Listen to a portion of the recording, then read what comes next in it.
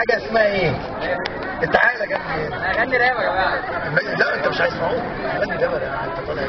السلام عليكم. السلام عليكم. انا مش هقول شعر، انا هقول حاجه جديده كده. نوع من الفن هو يعني شبابي شويه، بس ان شاء الله هيوصل لكم كلكم. كده؟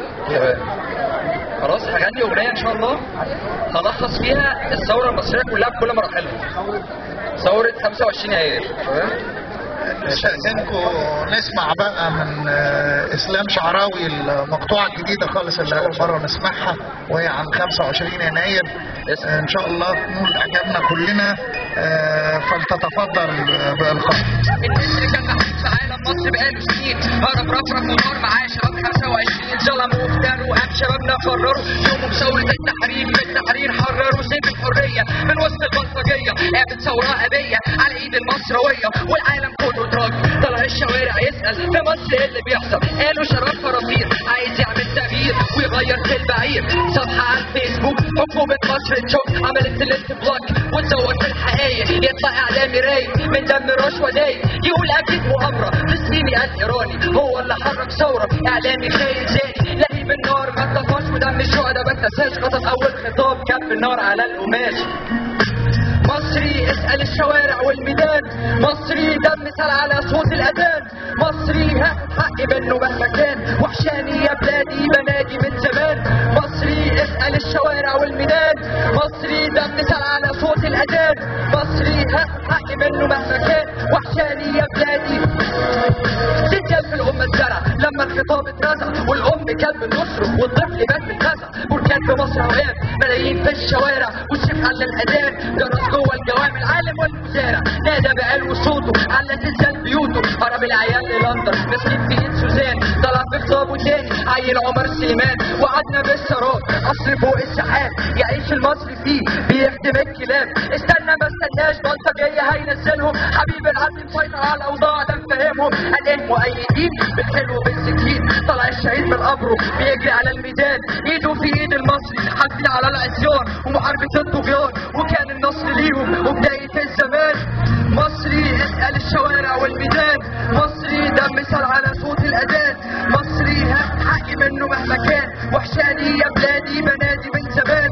مصري اسال الشوارع والميدان، مصري دم سال على صوت الاذان، مصري هاخد حقي منه مهما كان، وحشاني يا بلادي. ثالث خطاب والاخير استعطف الجماهير، اغير في الدستور بنادي كمان شهور، يقبل القانون ويغير في القانون. وقت القيامة قامت مش ماشي خلاص جايين على عصر العروبة بحرية وراس سنين. جمعة خلاص بنصلي ادعي يا شيخ نعلي مسيح حميلي ظهري. مصر بتنادي مهري ايوه عارفين وغالي، دفعته من عيالي دم الشهيد ومالي. نزل جبريل من السما بيبشر بالحرية ونهاية حاكم ظالم وبداية مسؤولية. صرخت ديون الحق بتنادي خلاص اتلحق، اذان الفجر شقشق مية قداس وزحق. انبض يا قلب الامة بعد ما جفت سنين، دم الشهيد في عروق رجع لنا الحنين بقيادة امة واحدة حكامها ضد الوحدة. مصري اسأل الشوارع والميدان، مصري دم سال على صوت الأذان، مصري هاخد حقي منه مهما كان، وحشاني يا بلادي بنادي من زمان. مصري اسأل الشوارع والميدان، مصري دم سال على صوت الأذان، مصري هاخد حقي منه مهما كان، وحشاني يا بلادي بنادي من زمان. تسقيف يا جماعة، تسقيف. أنا نفسي راسي.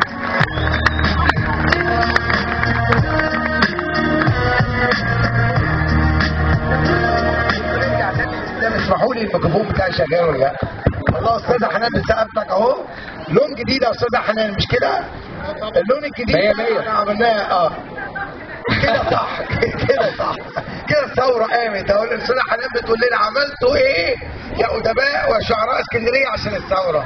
قلنا لها عملنا قصائد وندوات، لكن هي عايزه تفعيل اكتر. اسلام شعراوي في اللون الجديد، ايه اللون ده بقى؟ هو الفن ده اسمه راب. راب بيتكون من ايه؟ مكون من اي تراك راب مكون من 3 مقاطع. اي 3 مقاطع. المقطع اسمه فيرس. الفيرس ده عباره عن 16 سطر او 16 بار بالانجلش. تمام. وبعد كل مقطع في حاجه اسمها كورس اللي هو بقول مصري اسال الشوارع والميدان، بتتعاد مرتين. دي بتبقى 4 سطور بتتعاد مرتين. وفي كل اغنيه بيبقى فيه 3 مقاطع. يعني 16 واربع سطور كورس ويتعاد مرتين الكورس وترجع بتتكون 16 تاني. الراب ده يتكون من 3 مقاطع او كل مقطع ومقطع او مقطعين، كل مقطع ومقطع بيبقى فيه كورس. ده تصدق انا يعني انا فوجئت واندهشت وعجبت بيك وانت بتقول والله، ويمكن انا اكتب حاجه وانت تغنيها او انت تأديها. ده اسمه اداء ولا غناء؟ ده اداء ولا غناء؟ لا ده يعتبر اداء يعني. يعتبر اداء. اذا اللون جديد في امسياتنا الشعريه يولد في نادي الصيد وانتشر. مين اللي له كاسيت او شرايط كاسيت بتباع الان فيها الظاهره دي؟ انا سمعتها. لا هو في مصر في كذا باند بتغني راب. مين؟ هو مشهور دلوقتي احمد مكي يعني. احمد مكي الممثل هو المشهور، بس في باندز كتير تبقى اندر جراوند لسه مش معروفه اسمها الراب. الراب ظاهره جديده ولون جديد. ايه الدوله اللي ظهر فيها؟ اوروبا؟ هي امريكا هي اول ما ظهرت. بس هو المهم اللي احنا ما نقلدش امريكا موضوعاتهم. يعني معظم الناس اللي بتغني راب في الوطن العربي بيسرقوا المواضيع، مش عايز اقول بيسرقوا يعني، بيسرقوا والخيالات كمان من الاغاني الانجليش الامريكاني بيحولوها على العربي. انا بشكرك اسلام شعراوي، بنحييه مره ثانيه ونحيي